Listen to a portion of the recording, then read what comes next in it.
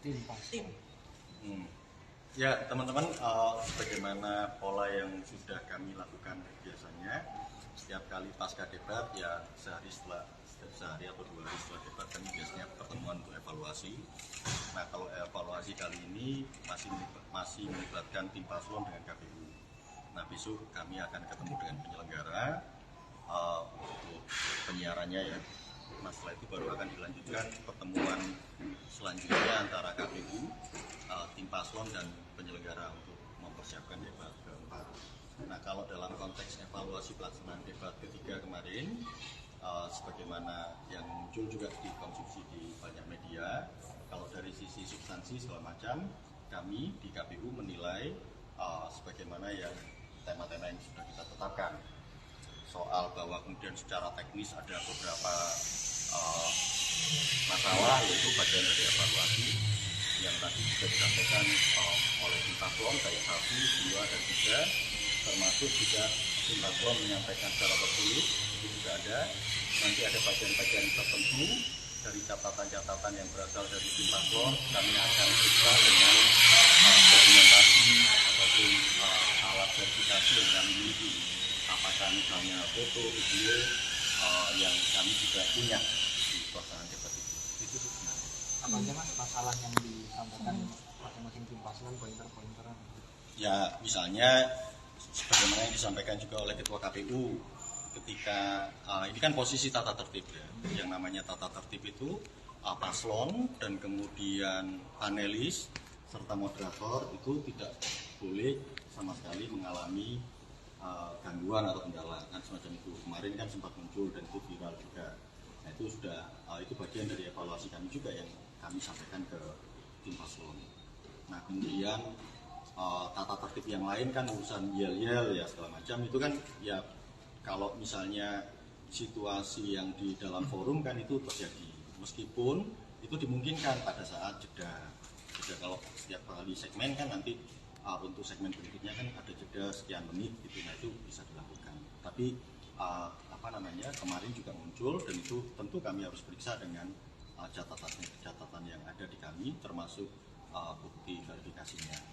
Mas, kalau untuk ungkapan dari penonton yang sempat viral di media sosial, ya sekarang jadi bahan evaluasi. Betul. Nah itu bagian dari evaluasi karena itu kan bisa menjatuhkan seseorang, kemudian bisa dianggap kebencian gitu kan, itu enggak itu sama sekali dilarang. Nah problemnya kan ini muncul pada saat debat dan kemudian viral kan di media. Nah tentu kami harus periksa justru gunanya untuk itu. Nanti kita cek dengan tim di internal kami karena kami punya juga dokumentasi siapa yang melakukan segala macam.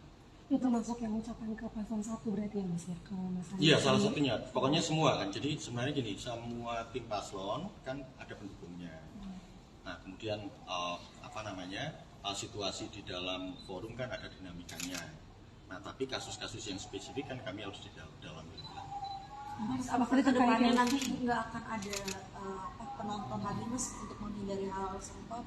Opsi-opsi itu belum sampai ke sana. Kan sangat bergantung kami sudah punya kan dari observasi yang kami lakukan pada saat pelaksanaan debat, baik kami lihat secara langsung ataupun kemudian bukti-bukti yang berupa potongan-potongan video yang kemudian viral dan kemudian masukan dari tim paslon kan. Setiap paslon pasti punya catatan masing-masing dan itu sedang kami periksa.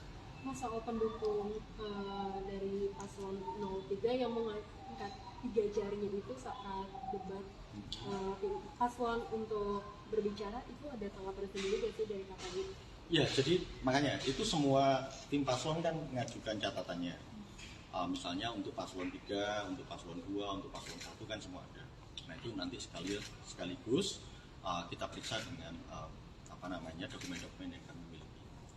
Jadi nanti untuk debat berikutnya untuk gestur-gestur yang dilakukan penonton saat calon berbicara, penontonnya hanya pakai gestur aja nih, nggak ikut bersuara juga. Jadi misalnya mengangkat tangan atau melakukan gerak-gerik apapun itu tidak diperbolehkan atau gimana? Jadi gini, kalau yang namanya undangan kan secara prinsip ya semua yang ada di forum harus menaati tata tertib. Ada ruang untuk misalnya selebrasi tertentu dan itu pada saat jeda itu dimungkinkan. Nah, kalau prinsipnya misalnya undangan nih, undangan itu kan berasal dari KPU. Tentu ya dia dimaksudkan bukan bagian dari tim paslon, tim kampanye atau pelaksana kampanye. Jadi itu benar-benar undangan KPU. Makanya kemarin kan langsung diambil juga tindakan kan, yang viral itu juga pihak pengamanan dalam internalnya KPU juga meminta orang itu untuk tidak melakukannya ataupun meminta untuk pergi kan. Dan kemudian saya juga nggak tahu persis karena itu potongan di viral dan kemudian informasinya yang disampaikan di salah satu platform media sosial ketika pasca jeda kemudian orang itu sudah tidak lagi menempati tempatnya. Nah saya kira ke depan kita akan optimalkan itu. Kalau urusan di tim pendukung ada waktunya untuk lakukan selebrasi. Berarti memang ibu itu undangan dari KPU karena dia mengakunya dari undangan Pak Hasyim. Ya gini, nanti kita bisa tanya ke sana. Tapi yang jelas itu memang orangnya berada di kursi undangan. Jadi undangannya kan mau tidak mau dari KPU. Mas tadi terkait penyampaian ke moderator kan nggak boleh diganggu juga, kan nggak boleh diinterupsi gitu ya Mas ya. Nah, ini apakah tadi juga disampaikan ke paslon 02 terkait evaluasinya itu berupa peringatan atau seperti apa sih Mas? Ya yang jelas kan masih posisi sebagaimana juga dikatakan Pak Ketua. Apapun alasannya tindakan itu tidak dibenarkan. Dan termasuk juga salah satunya potongan video yang saya kan sempat muncul. Nah, sempat juga diminta klarifikasi oleh tim paslon yang hadir. Itu gimana ceritanya? Nah, saya bilang awalnya saya tidak tahu peristiwa yang pertama karena pada saat itu jeda saya meninggalkan ruangan, pindah ke ruangan lain. Kemudian saya masuk dikasih tahu sama Ibu Betty dan Pak Afif.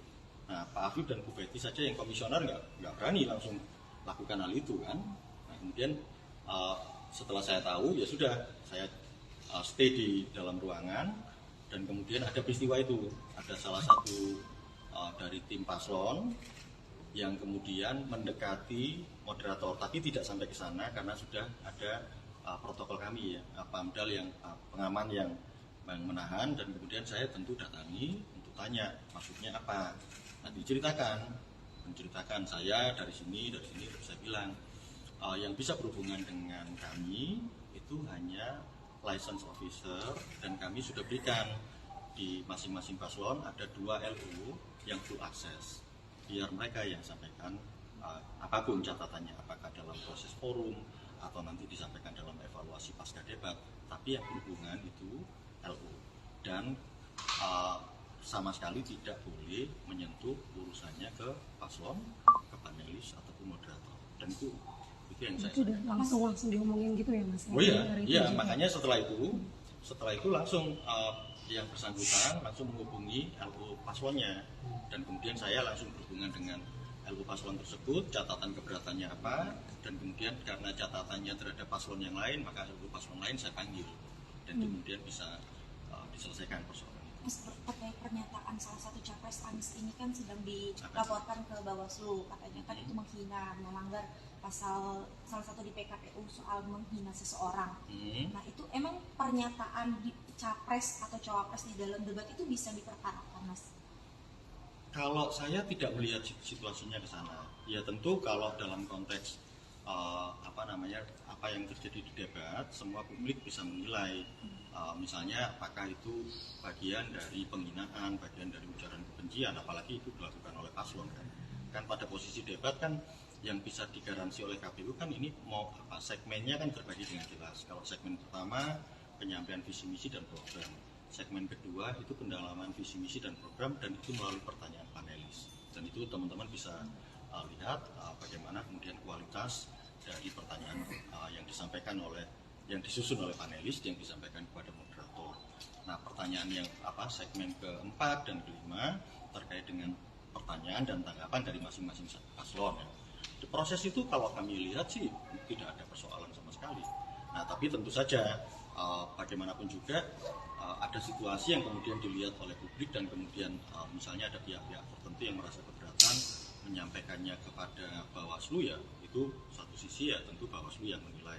Mungkin KPU tidak bisa menilai sampai ke sana, tapi yang jelas kalau yang porsinya KPU tentu dalam konteks evaluasi debatnya seperti malam ini. sore ini ya, siang sampai sore. Mas, soal format debatnya gimana Mas? Kan kemarin banyak kritik bahwa debatnya kurang substantif, hanya saling terang gitu. Apakah mungkin juga akan diubah Mas format debatnya? Yang harus ditanyakan gini, apa yang kurang substantif dari debat itu? Apa yang format yang ini? Kan gini, format debat itu bagian dari format yang kita susun bersama-sama antara KPU dengan tim paslon. Dan jangan salah, format itu justru banyak juga mengakomodasi usulan dari tim paslon. Makanya segmen-segmen itu terbagi. Lihat saja, kan gini, format debatnya itu ada momen untuk masing-masing capres ataupun cawapres pada saat pelaksanaan debat menyampaikan visi misinya dengan durasi waktu yang disediakan. Kemudian ada segmen kemudian menjawab pertanyaan terkait dengan tema yang disusun oleh panelis dan kemudian direspon oleh paslon yang lain. Mana yang kurang substantif? Kemudian yang segmen berikutnya ada interaksi di antara para paslon. Mana yang kurang substantif? Itu aja. Waktunya katanya sih kurang gitu, lebih baik ada yang usul untuk dibikin yang segmen keberapa tuh bebas gitu, jadi bisa saling menyampaikan. Ya, kalau bebas bukannya akan nggak ada jaminan urusan serang menyerang. Jadi ya bagi saya gini lah, apa yang sudah kami susun kami rasa sudah optimal. Untuk format, alur, segmen termasuk waktu tidak mengalami perubahan. Kalau ada pihak-pihak lain yang berkeberatan atau mengusulkan format lain, silakan dilakukan. Tapi KPU posisinya di situ dan ini debat sudah ketiga kali. Makin setiap kali debat ada benchmark tersendiri dan misalnya apakah dianggap tidak substansial, diperhatikan saja. Pasca debat, saya juga observasi ke stasiun-stasiun televisi yang menyiarkan dialog-dialog pasca debat. Termasuk saya juga membaca melalui media monitoring analisis yang dimiliki oleh KPU. Itu berbagai link berita dari internasional yang mengapresiasi pelaksanaan debat, bahkan debat tahap ketiga, debat yang ketiga dengan tema ini, karena sangat relate dengan situasi internasional. Jadi saya bingung ketika ada yang bilang tidak substansi, tidak apa. Ya saya nggak tahu, tapi bisa begini, kalau misalnya ada pihak lain yang melaksanakan debat dengan format yang kemudian dianggap ideal dan itu berjalan dengan baik, ya nggak apa-apa. Kami tentu sangat hargai. Tapi kalau yang KPU, yang namanya sistem itu sebaiknya jangan diubah. Sistem itu bagaimanapun juga, kan prinsipnya ada dua pengaruh sistem itu. Bisa punya efek mekanik terkait dengan pemahaman pengguna. Misalnya pengguna ini kan paslon nih, oh sistemnya ini, segmentasinya begini, publik juga tahu. Oh habis segmen penyampaian visi misi, nanti bergiliran tuh masing-masing calon presiden wakil presiden. Setelah itu, oh mereka akan ada sesi pertanyaan dari panelis dan kemudian akan direspon satu pihak dengan pihak yang lain. Dan, oh yang terakhir nanti segmen 4 dan 5 itu akan ada pertanyaan dan tanggapan dari masing-masing calon. Bagi saya, bagi kami di KPU, sistem yang kami susun dan itu menjadi alur dan format itu sudah sangat optimal dengan durasi waktu yang tersedia. Mas, KPU ini kan sebagai penyelenggara ya Mas, kan beberapa pihak ada yang menilai data pertahanan itu rahasia yang semestinya tidak dibuka di muka umum gitu Mas. Memang ada nggak sih Mas briefing ke calon kalau misalnya ini rahasia sebaiknya tidak dibahas atau ada batasan-batasan yang diberikan oleh KPU terkait dengan data rahasia negara itu Mas untuk debat kemarin? Ya, kalau itu KPU tidak sampai ke sana. Jadi yang jelas urusan batas-batas kerahasiaan suatu informasi kan sudah ada undang-undangnya. Itu satu. Yang kedua, yang pasti dipastikan oleh KPU bahwa pertanyaan yang disusun oleh panelis itu sesuai dengan tema. Dan pertanyaan itu nanti yang menyampaikan bukan panelis, moderator. Oleh karena itu antara panelis dengan moderator itulah interaksinya. Karena apa? Karena pertanyaan itu hanya sekali dan tidak bisa diulang. Selesai. Mas, untuk besok penyelenggaranya stasiun TV-nya? Kalau nggak salah grup MTech sama media group ya. Itu ada keberatan juga Mas, dari seperti presiden yang sebelumnya? Sejauh ini nggak ada, kecuali saya dengar dari kamu. atau Vito keberatan. Kalau bisa jadi soal kesempatannya Prabowo kepada Anies akibat gara-gara debat itu. ada Lompatan yang bilang ya pintar atau goblok gitu. Itu di mana? Di Riau sedang kampanye. Itu kenapa harus Itu ditanya ke KPU? menyinggung soal debat dan Bawaslu menilai ini ada Bukan, kan itu bukan wilayahnya pidana KPU. pemilu.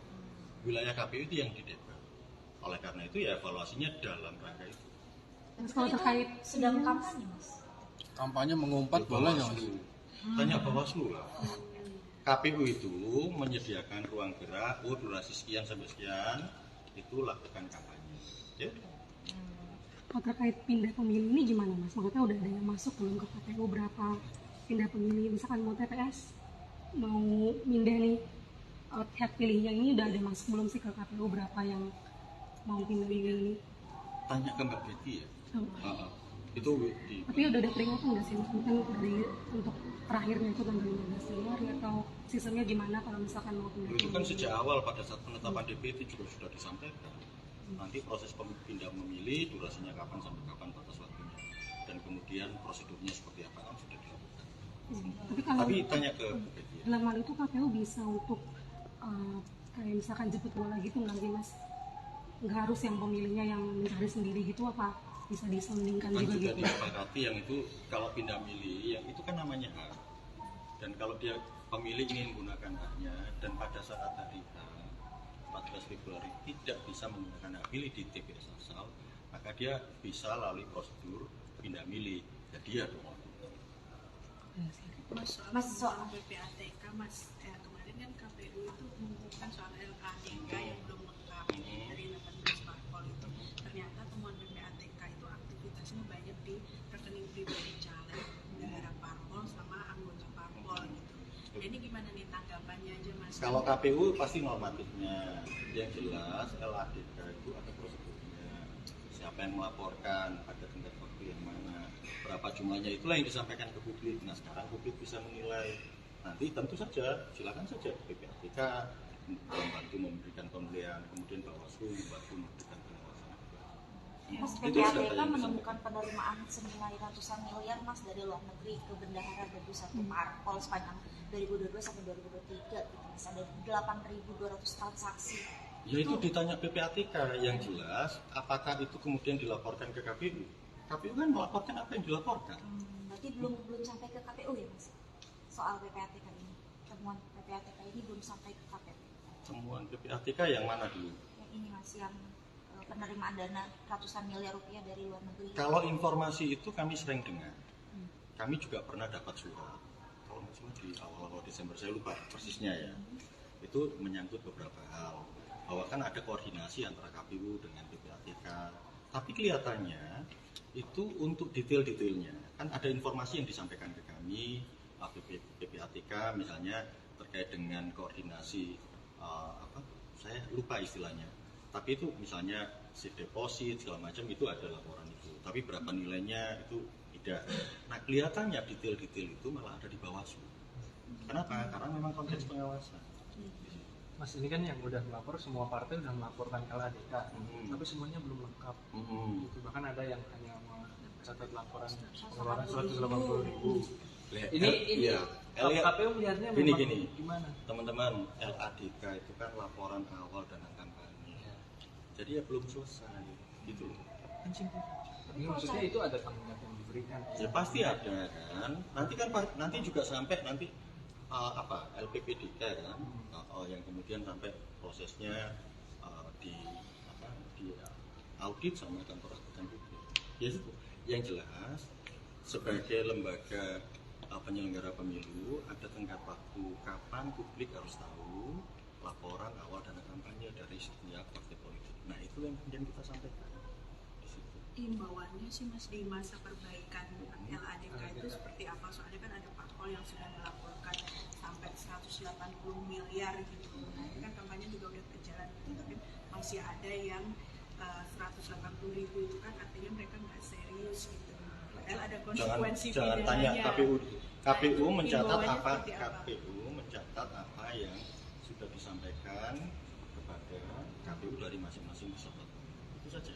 Kalau masalah imbauannya segala macam itu Aida itu nanti yang akan divisi teknis. Kan ditudingnya kan interaksinya dengan Aida. Saya urusan pribadi. Oh iya.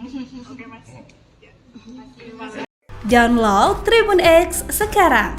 Menghadirkan lokal menjadi Indonesia.